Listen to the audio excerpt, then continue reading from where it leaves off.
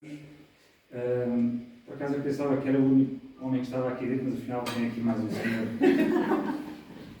É o seguinte, e durante muitos anos eu tinha uma vida muito ativa, viajava muito, a minha área de atividade era dar formação, viajava muito para a Espanha, fiz várias viagens para o México, e de facto, assim, eu passei a ter o primeiro contacto com o Coral Club, através do Oxano, e como sempre comecei com o Coral. O que me provocou logo foi uma vontade muito grande de ir à casa de banho, e eu achava aquilo estranho. Isto não é muito prático estar muitas vezes à casa de banho, mas é mesmo assim, porque efetivamente quer dizer que o sistema começa a funcionar. Como a minha vida era muito de stress e muito ativa, eu sentia umas arritmias. Portanto, o coração, de vez em quando, palpitava assim de uma forma diferente. E eu fui aos médicos, uma vez em Espanha senti umas palpitações e fui ao hospital. No hospital em Espanha não detectaram nada, e depois fui aqui ao especialista do coração, a clínica do coração, acho que como se chama. Também fiz todos os exames, disseram que não tem nada, mas chateava-me muito porque eu praticava desporto, principalmente quando corria um bocado sentia a palpitação. E na altura, a Oxana recomendou-me um PEC, que é o Cardiopec. O Cardiopec, acho que tem Pentocan, tem coenzima Q10, tem magnésio, ômega, sim. O que é um facto é que tomei e nunca mais tive a repetir. Tão simples como isso. Mas o que é curioso é que eu era muito cético, tinha muitas dúvidas acerca disto. Assim, estamos habituados, desde que nascemos, vivemos numa sociedade em que a medicina é tratada por médicos. Mas os médicos não têm resposta para tudo. Normalmente, o que é que os médicos fazem? Para mim, os médicos hoje em dia são como mecânicos. Nós, quando vamos a uma oficina, levamos o nosso carro, é porque o carro já tem um problema. Não é? E o mecânico, normalmente, o que é que diz? Tem que substituir esta peça por outra. É sempre a solução. Sempre para reparar algo. Mas o que é importante, muitas das vezes, é ao nível da prevenção. O que é que nós podemos fazer ao nível da prevenção? Então, eu comecei-me a interessar muito, e aqui já se falou mais do que uma vez, em medicina integrativa, medicina holística. E, de facto, hoje em dia temos a sorte de termos a internet e de ter muitos vídeos e muitos médicos a falarem da medicina integrativa.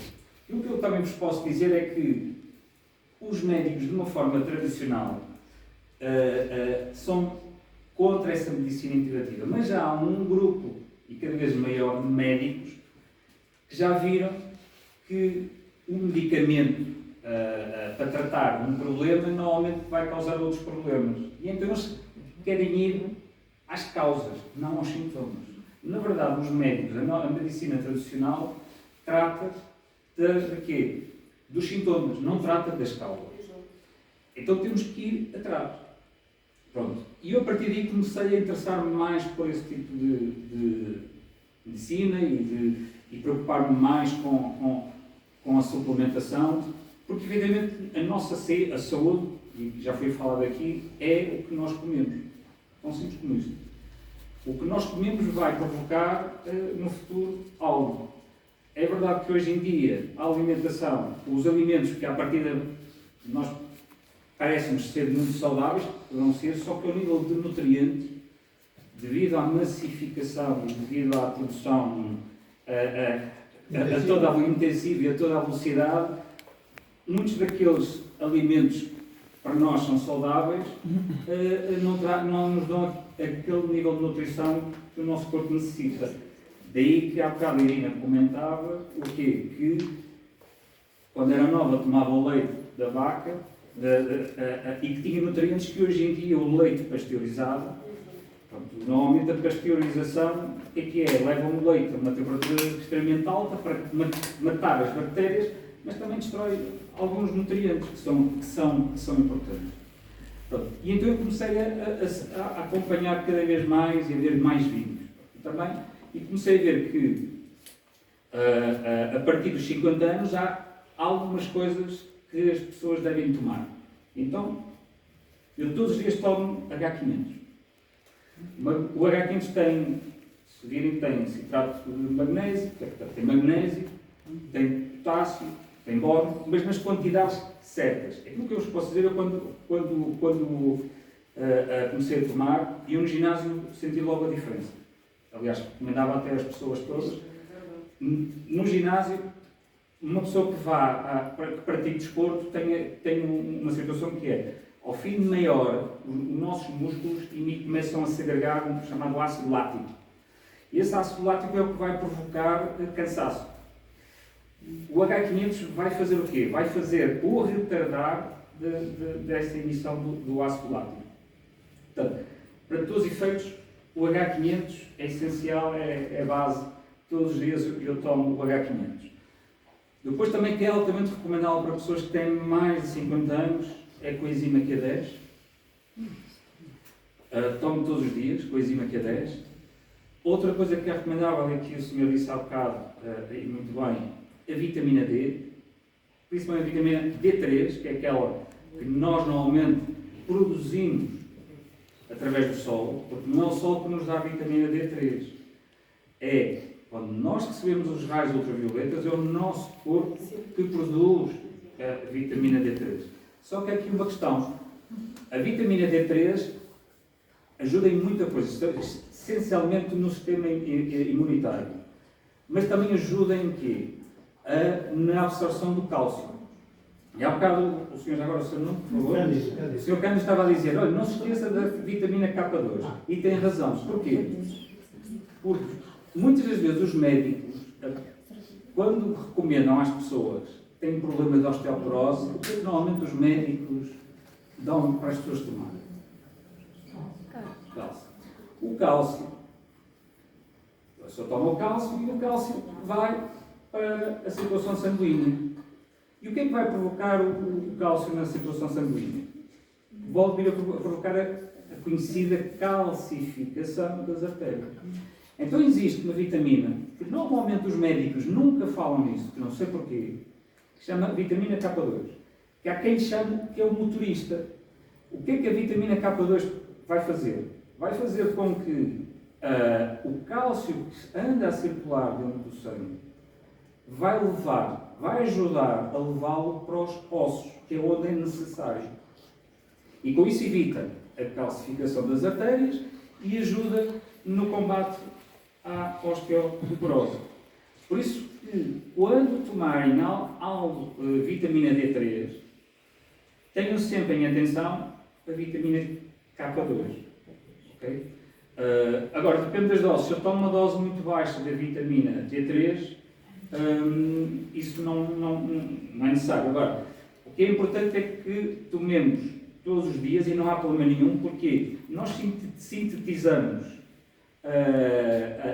quando recebemos sol, e normalmente o sol é sol de verão, não é o sol de inverno. O sol de inverno não é tão forte e com isso nós não temos a capacidade de produzir vitamina D3. É por isso que é normal. Não sei se algum de vocês já fez a análise ao sangue para a vitamina D3. Vem lá uma linhazinha em baixo a dizer que é normal que no inverno os níveis de vitamina D3 sejam mais baixos. Está lá escrito. E porquê que eu digo isto? Porque eu tenho agora aqui um problema de saúde que é um desafio muito grande na minha vida. Vocês estão a ver que eu tenho aqui e estou a partilhar isto, mas se calhar nem devia partilhar e normalmente as pessoas nem sequer partilhar. Tenho aqui uma doença, estou a combater, uma doença que ninguém sabe ao certo que é, mas que tudo indica que é uma doença neurodegenerativa. Pronto, e o que é que isto acontece? Comecei a sentir há cerca de um ano palpitações ou contrações involuntárias dos músculos e estava aqui o estranho e comecei a perder força. Ando a ser seguido no Hospital São João no Porto, aqui infelizmente o Algarve de saúde não é aquilo que nós sabemos. Ando a ser seguido no Hospital de São João no Porto, acompanhado pelos melhores especialistas na área. Infelizmente, para esta doença não há não há solução. Estou a tomar um remédiozinho que atrasa a progressão, mas atrasa 3 meses. Aquilo que eu vos posso dizer é, em condições normais, eu já não estaria aqui. Já estaria numa cadeira de rodas, já estaria, se calhar nem conseguia falar, porque isto afeta os músculos motores. É uma doença chamada doença neuromotor. O que é que eu fiz? Quando eu descobri que tinha isso, andei então a investigar. O que é que eu posso tomar ao nível de suplementação para que me ajude a atrasar ao máximo a progressão da doença, porque é uma doença que é provocada por quê? Há uma inflamação, algo provocou uma inflamação na parte do cérebro e que, em resposta, o meu corpo está a reagir e com isso está a criar, a produzir glutamato, que é bom para umas coisas, também para a parte muscular, mas o glutamato em excesso que servia para proteção torna-se tóxico. E ao tornar-se tóxico nos neurónios, começa a matar os neurónios. Então o que é que eu tenho que fazer? É atrasar. Aquilo que eu vos posso dizer é, a última visita que eu fiz à neurologista do Hospital São João foi em outubro. E disse-me, agora o senhor volta cá em maio. E eu fiquei assim, não há nada, assim, continua assim. Pois, vamos ver, o senhor até está benzinho, é o que ela dizia, o senhor até está benzinho. Portanto, eu já percebi que pela medicina tradicional não tenho resposta, por enquanto. Há uns estudos a tentar desenvolver medicamentos e tudo, então socorri-me de suplementos. Há aqui um pormenor que eu esqueci de dizer que também é importante. Esta doença que senti alguma coisa avançou de alguma maneira quando eu tive Covid. Eu tive Covid em junho do ano passado. E em julho, vocês reparem nas minhas mãos, eu emagreci bastante, perdi massa muscular, foi assim de repente. E tomei o PEC, o Recovery. O Recovery, sim. Tem tudo. Logo a seguir ao Covid, tomei o Recovery. Hoje já recuperei massa muscular. Depois de ter tomado isso, me senti melhor e recuperei massa muscular. Agora, eu tomo todos os dias uma catrafada de suplementos. Tudo para combater a inflamação. Desde a curcumina, ômega 3. O ômega 3, o que é? O nosso cérebro, quem não souber fica já com esta ideia, 90% do nosso cérebro é gordura. Portanto, se nós queremos ter o cérebro a funcionar melhor, é ter gordura. Mas atenção, não pode ser ômega 3 em excesso, depois também traz outros problemas, tem que ser na dose certa. Tomo o magnésio, tomo a coisinha que é deste meu, como eu vos disse, o potássio, portanto, o pentocano também andei a tomar o pentocano, depois tomo a creatina, a derribose dá energia, ando a tomar uma série de suplementos, e isto para dizer o quê? Eu estou a tentar combater a causa, não estou a trabalhar os sintomas.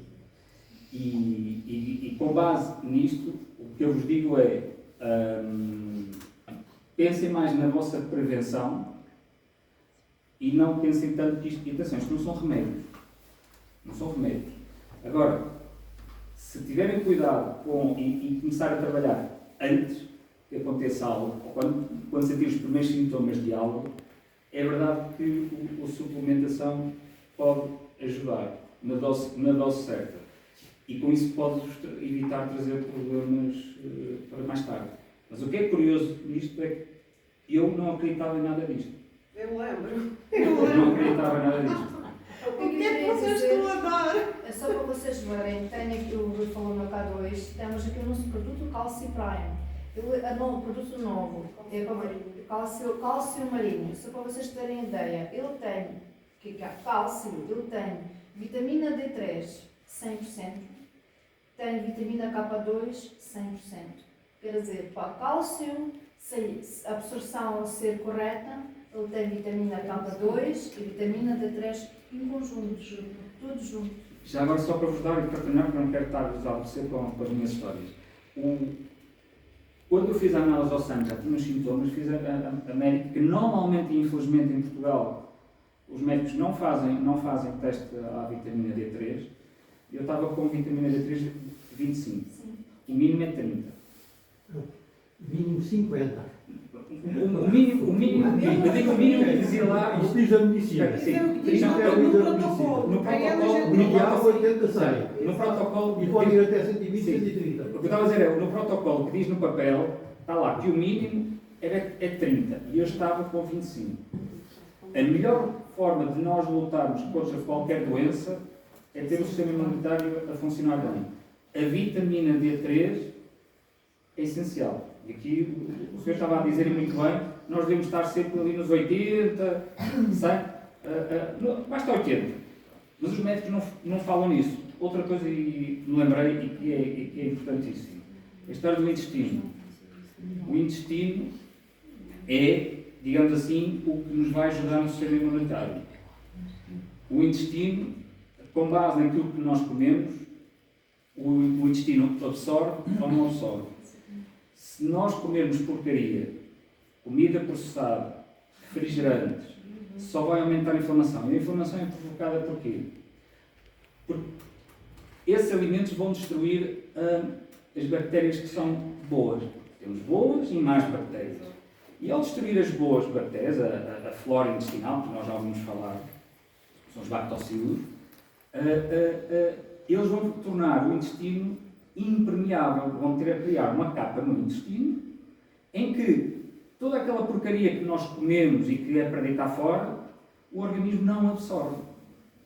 Absorve só o que é interessante, porque as bactérias querem coisas boas, não querem as coisas más. Se nós deixarmos de ter o tal intestino impermeável, que é o chamado intestino permeável, ele fica permeável o quê? Ele fica poroso e deixa passar toxinas. E depois vêm as doenças autoimunes. As doenças autoimunes vêm muitas vezes provocadas pela permeabilidade do intestino. Deixou passar determinada nutriente e a reação do organismo é de proteção. E depois reage. Uma doença autoimune é nada mais, nada menos do que estarmos o nosso organismo a lutar contra ele mesmo. Porque está lá qualquer coisa que diz, eu acho que isto não é bom, mas fica baralhado, às vezes, sem razão de ser. Porquê? Por causa do intestino. É por isso que cada vez mais, e nós ouvimos cada vez mais a falarem que o intestino, primeiro já dizem que é o segundo cérebro. E dizem que para o sistema imunitário é o mais importante. Portanto, na alimentação tenha sempre em atenção coisas que façam bem ao intestino. E depois, temos aí a superflora que ajuda a alimentar as bactérias boas. Ok? É base. Pois é isto que eu vos queria partilhar. Obrigada.